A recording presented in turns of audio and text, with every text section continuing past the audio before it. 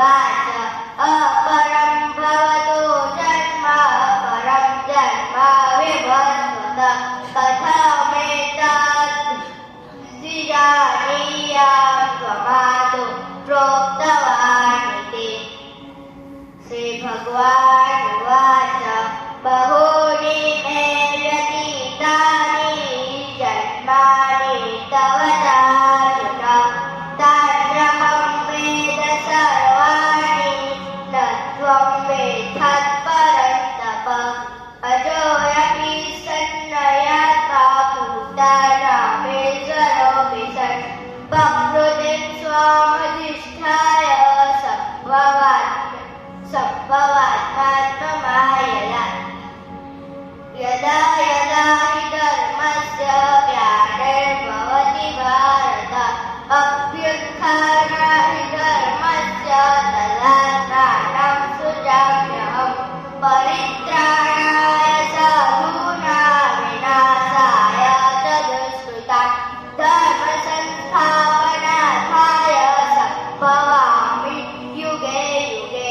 जन्म कर्म च मे दिव्यमेवं यो वेत्ति तत्त्वतः तत्त्वादेहं पुनर्जन्म नैति मामेति सोऽर्जुन।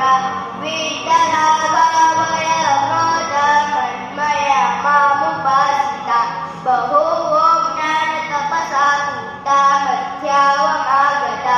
ये यथा मां प्रबोधन्ते तासत्येव व्रजाम्यहम्। न मामनुवर्तन्ते मनुष्याः पार्थ सर्वशः कामसङ्गतकर्मणां सिद्धियजन्त इह देवता।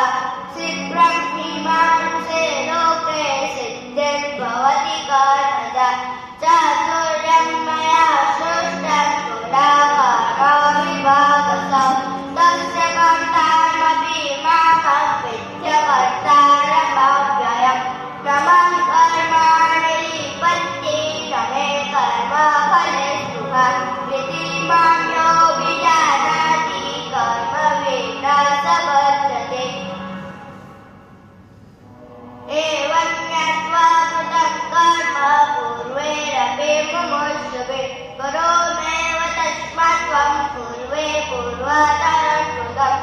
किं कर्मेति कवयोऽप्यच्च मोहिता तते कर्म प्रवक्ष्यामि यज्ञत्वा मोक्षसे सुभात्।